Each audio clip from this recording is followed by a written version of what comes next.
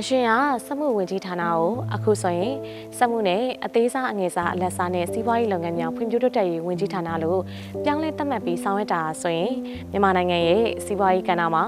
MSME လို့ခေါ်ကြတဲ့အသေးစားအငယ်စားနဲ့အလက်စားစီးပွားရေးလုပ်ငန်းဟာ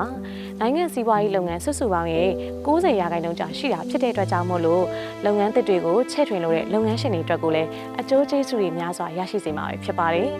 ကုန်ထုတ်လုပ်မှုလုပ်ငန်းတွေဖွံ့ဖြိုးတိုးတက်လာပြီဆိုရင်တော့ကုန်သွယ်မှုဝင်ငွေကလည်းတိုးလာမှာဖြစ်ပြီးတော့ကျမတို့နိုင်ငံရဲ့ GDP ကလည်းတိုးတက်လာမှာဖြစ်ပါတယ်။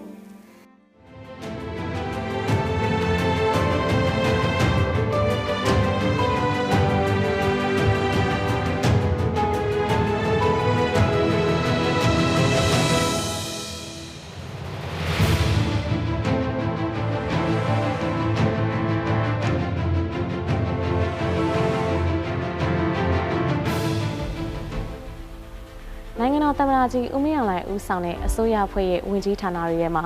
ထူးခြားမှုအနေနဲ့မြင်တွေ့ရမှာကတော့အရှင်ကသာသနာရေးနဲ့ယဉ်ကျေးမှုဝင်ကြီးဌာနကိုအခုပြန်လည်ဖွဲ့စည်းတဲ့ချိန်မှာတော့သာသနာရေးဝင်ကြီးဌာနကိုတိကျဖွဲ့စည်းခဲ့ပြီးတော့ယဉ်ကျေးမှုဝင်ကြီးဌာနကိုတော့ဟိုတယ်ခီးသွားလာရေးနဲ့ယဉ်ကျေးမှုဝင်ကြီးဌာနဆိုပြီးပေါင်းစည်းဖွဲ့စည်းထားတာကိုတွေ့မြင်ရမှာဖြစ်ပါတယ်။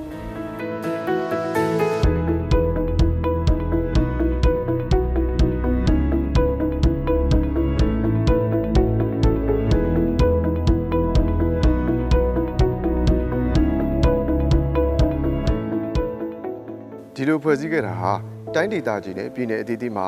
တိုင်းသားလူမျိုးပေါင်းစုံစုစည်းနေထိုင်ကြတဲ့ပြည်ထောင်စုသမ္မတမြန်မာနိုင်ငံတော်အတွင်းမှာလွတ်လပ်စွာကိုးကွယ်ခွင့်ပြုထားတဲ့လူမျိုးအသီးသီးရဲ့ကိုးကွယ်ယုံကြည်မှုတွေကိုအလေးနက်ထားဆောင်ရွက်ပေးသွားနိုင်တော့မှာဖြစ်တယ်လို့ဗုဒ္ဓဘာသာကိုအများစုကိုးကွယ်ကြတဲ့နိုင်ငံဖြစ်တဲ့အတွက်အမျိုးဘာသာသာသနာမတိမ်ကောမပပျောက်စေရေးနဲ့စဉ်ဆက်မပြတ်တည်တဲ့ခိုင်မြဲစေဖို့အတွက်စနစ်ကျနာတဲ့အစီအမံကောင်းတွေနဲ့ပုံမူဆောင်ရွက်သွားနိုင်တော့မှာလည်းဖြစ်ပါတယ်။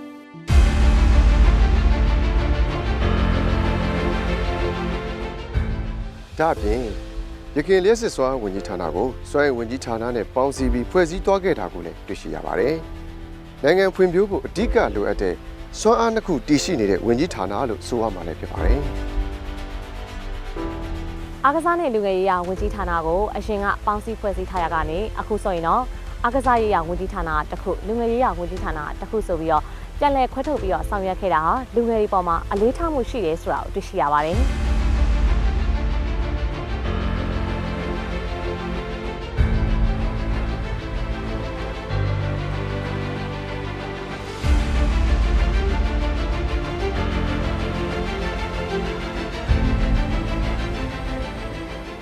အရှင်ကယဉ်ကျေးမှုဝင်ကြီးဌာနကိုဟိုတယ်ခီးသွားလာရေးနဲ့ယဉ်ကျေးမှုဝင်ကြီးဌာနဆိုပြီးတော့ပေါင်းဆက်ဖွဲ့စည်းခဲ့တာဆိုရင်ပြည်ရင်းပြည်ပခီးသွားလာသူတွေကိုနိုင်ငံရဲ့ယဉ်ကျေးမှုအမွေအနှစ်တွေကိုပြသတဲ့အခါမှာ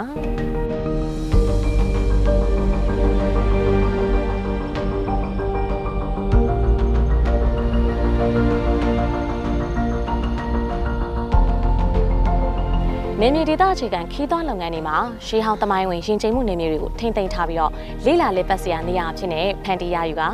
နိုင်ငံရဲ့သမိုင်းဆက်ဆက်ကရှိခဲ့တဲ့ရှေးဟောင်းပုံရိပ်တွေကိုပြသပြီးတော့မိမိတို့နိုင်ငံရဲ့ယဉ်ကျေးမှုအဆင့်တန်းကရှေးရခင်ကတည်းကမြင့်မားခဲ့တယ်ဆိုတာကိုပုံမပြသနိုင်တော့မှလည်းဖြစ်ပါတယ်။